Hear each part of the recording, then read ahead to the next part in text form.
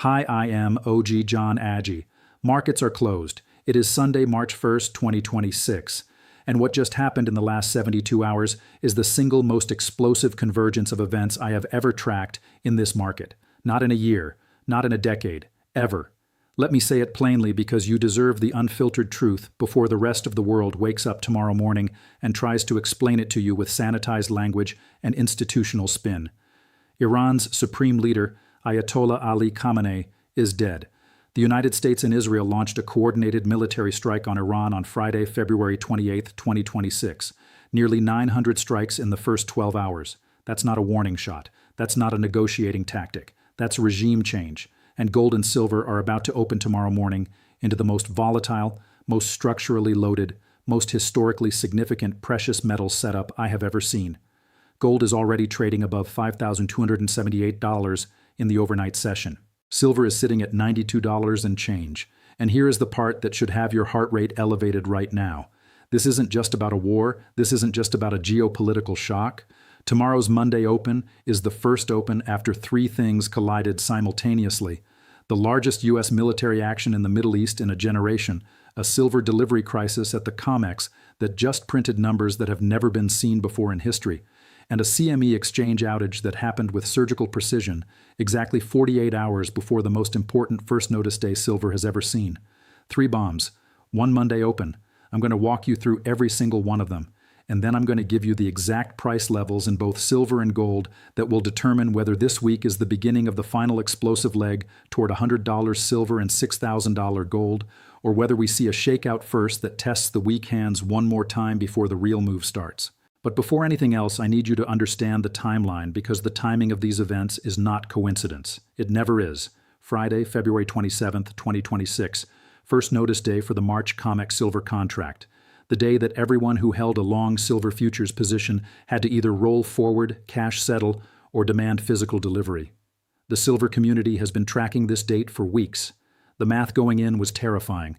COMEX registered inventory sat at 86.13 million ounces. March open interest represented hundreds of millions of ounces of theoretical delivery obligations. We all knew the paper-to-physical ratio was completely broken. What nobody predicted was the actual number that printed on first notice day. 10,526 contracts stood for delivery. That is 52.63 million ounces of silver demanded in physical delivery in a single day, in a vault with 86.13 million ounces. Let me give you context that most channels won't bother to provide. In a normal delivery month, 2% to 5% of open interest stands for physical delivery. What we saw on Friday was not 2% to 5%. What we saw on Friday was a structural statement. Physical buyers said with capital, not words, that they do not trust this system to deliver at a later date and they want their metal now. 52.63 million ounces against 86.13 million ounces registered. And that number comes after the CME ran what can only be described as the most controversial exchange halt in the history of modern commodity markets. 2 days before first notice day, on February 25, 2026, CME Group halted all metals and natural gas futures trading on their Globex electronic system, citing technical issues. 2 days before first notice day. Not 2 weeks, not 2 months, 2 days. And here is the detail that should make every single person watching this video stop and think very carefully. While the CME was allegedly halted for technical reasons, 31,128 silver contracts traded, 31,128 contracts. That is equivalent to 159 million ounces of silver. That is approximately 20% of the entire annual global mine supply, traded in a session where the exchange had officially declared that trading was suspended. You don't have to be a conspiracy theorist to ask the question. You just have to be someone who can read numbers. When an exchange halts, nothing should trade. 0 contracts. That is what a halt means. But 31,228 contracts traded anyway. And after that session, March open interest collapsed. It plunged by 11,356 contracts in a single day, dropping to just 10,526 contracts. The CME's technical issues wiped out the majority of the open interest that was building toward what could have been the largest delivery demand in COMEX history. The community has a name for it. They're calling it the rug pull. I'm not here to tell you what to call it.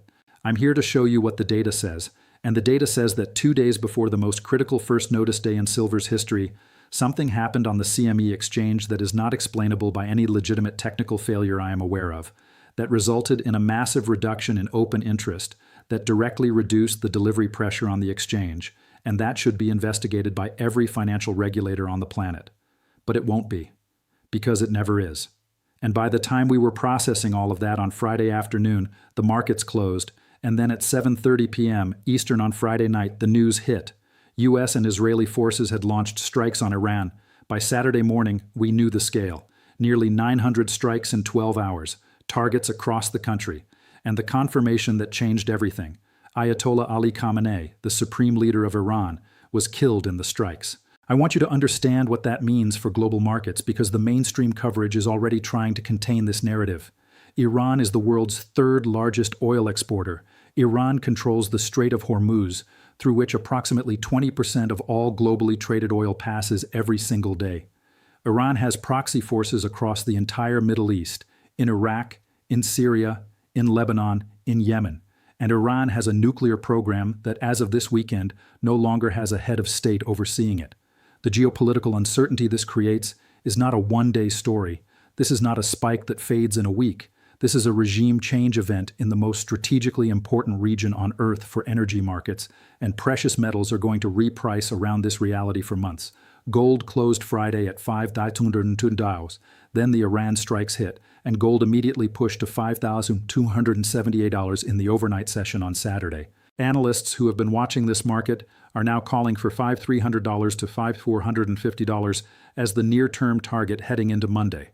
The Bank of America is on record saying gold still has a path to $6,000 even after the consolidation of recent weeks. Goldman Sachs maintained a $5,400 target. UBS has $6,200 in their model. And now you layer a Middle East war on top of all of that. Not a skirmish. A strike campaign that killed the leader of Iran. Gold is not going to pull back because of this, and silver is not going to pull back because of this. The safe haven bid just went from a tailwind to a hurricane. Now let me talk about what is happening specifically in silver, because the silver setup going into Monday is unlike anything I have tracked in this channel's history, and I have been tracking this market with documented precision for a long time. Silver closed at $90.10 on first notice day, February 27th. That is not a coincidence. $90 is the single most important technical and psychological level in the silver market right now. It is where the paper market has fought back 3 times this week already. Reuters reported that gold and silver attempted to break above $5,200 and $90 respectively and failed to sustain gains. That resistance was real, but that resistance was tested before the Iran strikes, before the world woke up Saturday morning and found out that a major war had started in the Middle East. On Friday, February 27th, when the CME outage drama was still fresh and first notice day numbers were still printing, silver closed at $90. It was clinging to that $90 level by its fingernails. And then the world changed on Friday night. On Saturday, February 28th, after the Iran strike news broke, silver jumped approximately 6% to 8%. Reports from Forbes confirmed silver spiked 7.6% past $94.25 on Friday afternoon, when it became clear the Iran nuclear deal was off the table, and the U.S.-Israeli military operation was confirmed. Silver at $94, gold at $5,260 plus. And we haven't even opened on Monday yet. Here are the specific price levels you need to watch tomorrow. Write these down. Screenshot this. These are the only 3 numbers that matter when silver opens Monday morning. Level 1, $90 reclaim and hold. $90 is not just a round number. $90 is the line that separates the recent corrective structure from the resumption of the primary bull trend. Every time silver has tested $90 this week, it has either rejected it from below or barely held it. If Monday opens above $90 and we get a clean 30-minute candle that closes above $90 with volume, that is your confirmation that the Iran war premium is now baked into the price and buyers are in control. Above $90, the next resistance is $93 to $94, which is where we traded briefly on Friday afternoon. Above $94, you are looking at $96 to $97, and then the conversation shifts to whether $100 is the next stop in the current session or in the following week. What to watch? The first 15 minutes of Globex trading at 6 p.m. Eastern on Sunday night. If silver opens at $92 and holds without immediately selling off, that is institutional positioning. That is overnight players who processed the Iran news over the weekend and decided they want exposure before New York opens Monday morning. Level 2, $88 to $89, the danger zone. If for any reason Monday opens weak, if there is a profit-taking wave from Friday's spike, if dollar strength comes back on some kind of geopolitical ceasefire language, the first support level is $88 to $89. This is where the Friday pre-Iran open was consolidating. A dip to $88 that holds and bounces is actually healthy. It would mean the Iran premium was partially priced in on Friday, and Monday is just digesting the move. But if we get $88 on the open and immediately break through it on heavy volume, then $85 to $86 becomes the next level. That is the zone where the 50-day exponential moving average is coming in right now. Level 3, $94 to $95, the breakout target. If Monday opens above $93 and pushes through $94 with strong volume in the first hour, we are heading to $95 within the session and potentially $97 to $98 before the week is out. The path to $100 silver becomes a matter of days, not weeks, if $95 breaks with conviction and the Iran situation continues to escalate. The gold to silver ratio right now sits at approximately 56 to 1. At 5,278 gold and $93 silver, that's where we are. In the January peak, that ratio compressed to 30 to 1. At 5,278 gold and a 50 to 1 ratio, silver is worth 105. At a 40 to 1 ratio, silver is worth $132. The math is the math. If gold holds its Iran war bid and silver simply mean reverts toward its historical relationship with gold, triple digits is not a prediction. It is arithmetic. But I want to give you the other side because that is what this channel has always done. We do not cherry-pick data to confirm a thesis. We look at all of it. The bearish case for this week is real, and you need to hear it. First, geopolitical spikes in gold and silver are historically sharp but short-lived. When the Gulf War started in 1991, gold spiked and then sold off within weeks. When Russia invaded Ukraine in February 2022, gold hit $2,070 and then pulled back. Safe haven spikes fade when the initial shock fades. If there is any indication of a ceasefire, any diplomatic communication from Iran's military leadership, any signal that the strikes were a contained event rather than a prolonged war, the safe haven premium could evaporate quickly and take silver back to $85 or below. Second, the COMEX delivery situation is not resolved. Yes, 52.63 million ounces stood for delivery on first notice day, but 74.38 million ounces have already been delivered in the cycle. If the system is managing the deliveries without breaking, if JP Morgan or another major institution is sourcing metal to meet demand, then the squeeze thesis gets pushed out to May, and May open interest is already sitting at 375 million ounces against a vault that just had 52 million ounces pulled from it. The math for May is arguably worse than the math for March was. But if March settles without default, bears will say the squeeze was hyped, and the market will sell that narrative. Third, the CME outage rug pull, if you want to call it that, successfully reduced March open interest from a potentially catastrophic level down to 10,526 contracts. 52 million ounces is still massive, but it is not the 117.5 million ounces that some early first notice day data suggested was standing. The paper market just demonstrated that it can manage delivery pressure by whatever means necessary, including system halts that allow open interest to collapse under circumstances that nobody has fully explained. If the system can keep doing that, the squeeze gets managed and delayed. Bears will say it already happened and the COMEX survived. I'm not saying either of those bearish scenarios are likely. I'm saying they exist. And if you are trading with leverage into Monday's open, you need to understand that the bearish scenarios do not require the world to change its mind about war or about silver's fundamentals. They only require a short-term sentiment shift in a market that is already positioned heavily long after a major spike. Now let me put this entire picture together for you because you deserve the complete view, not the fragment. Before February 28th, before the Iran strikes, silver was already in one of the most structurally bullish setups in its history. The Silver Institute had confirmed 2026 will be the sixth consecutive year of supply deficit. COMEX registered inventory dropped from 167 million ounces in October 2025 to 86 million ounces by first notice day, a 49% decline in approximately 4 months. Industrial demand from solar panels, electric vehicles, AI data centers, and defense applications is running near all-time highs. China has maintained export restrictions since January 1st, effectively locking 60% to 70% of global refined silver output inside Chinese borders, And none of that changed this weekend. What changed this weekend is the geopolitical risk premium. When a country that controls critical waterways for global energy transport loses its leadership in a military strike, the uncertainty premium in precious metals does not behave like a normal market catalyst. It behaves like a structural repricing event.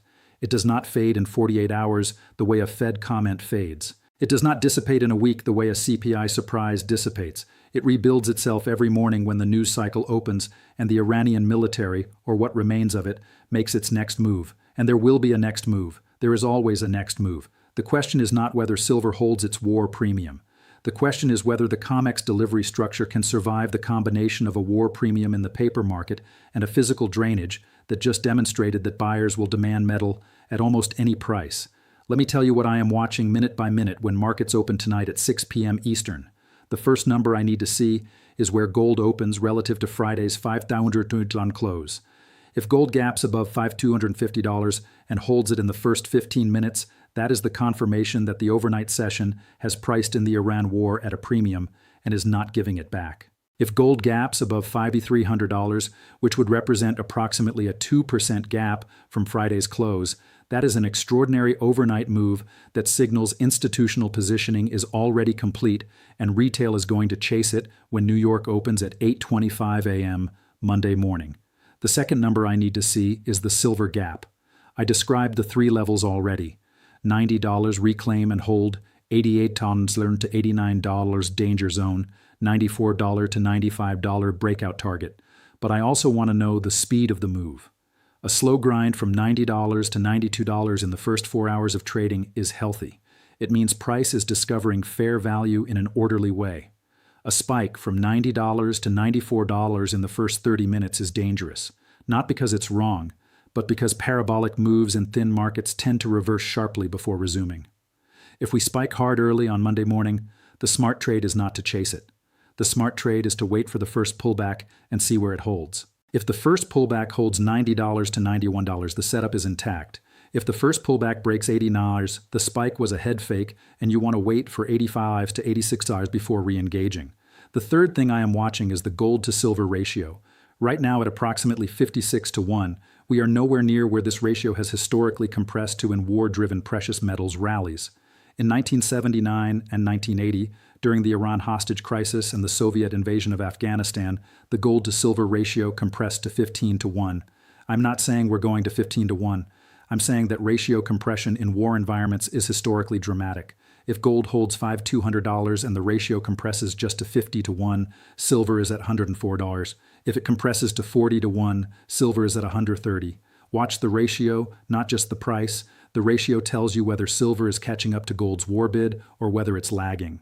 When silver outperforms gold in a geopolitical rally, that is the most bullish signal you can have. Fourth, I'm watching the dollar. The DXY has been under pressure for months. The Iran war has two competing effects on the dollar. Safe haven demand supports it. But so does every other safe haven asset, including gold and silver.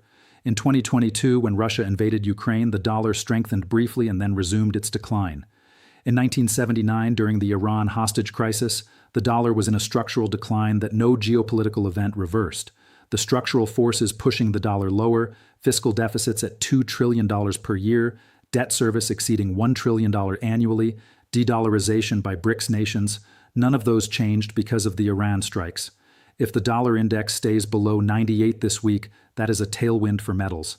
If it spikes above 100, which would require a significant safe haven rotation out of gold and into treasuries, that would be a headwind. I expect the dollar to weaken, not strengthen, as the Iran situation develops.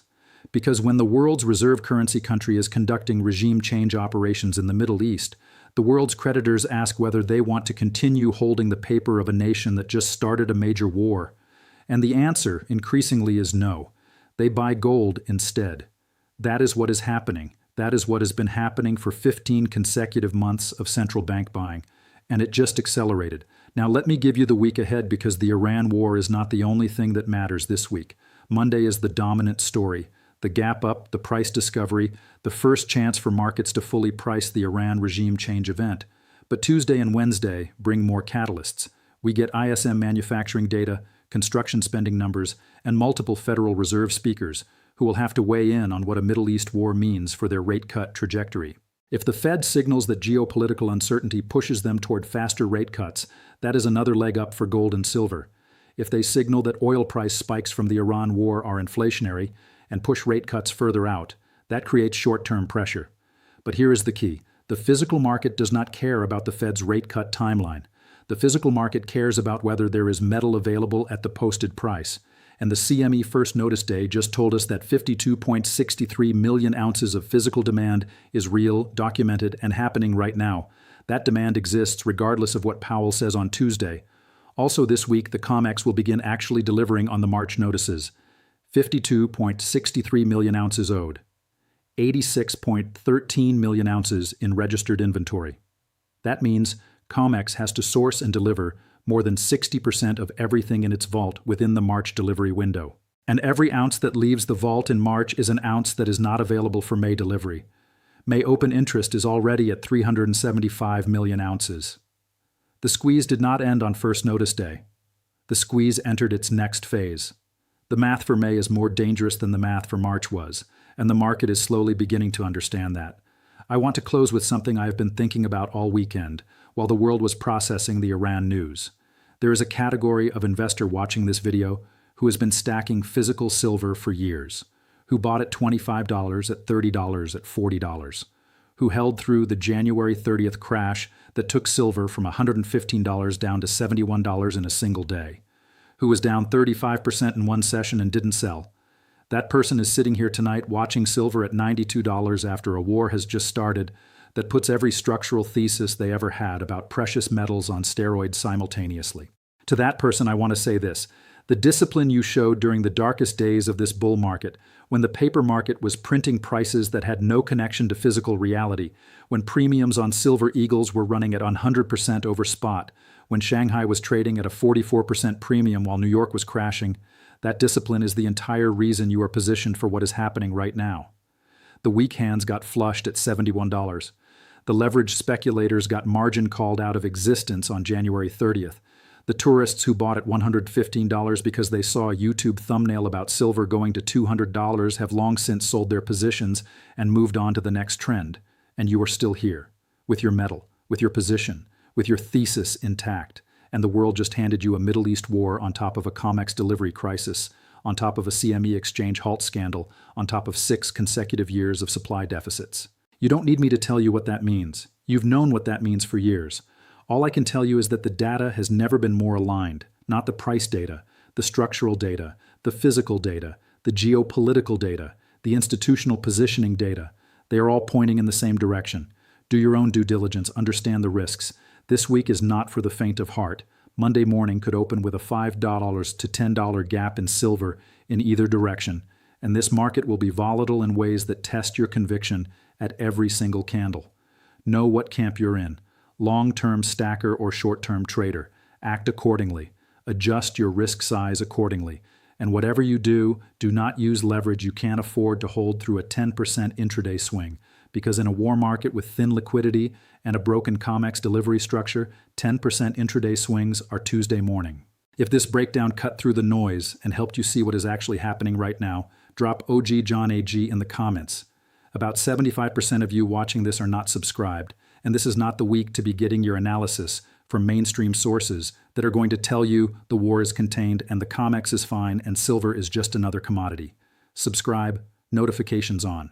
Because this week is going to move fast. Physical will win. The only question is when. Invest with logic, not hype. Use your own brain. Do not follow anyone blindly, including me.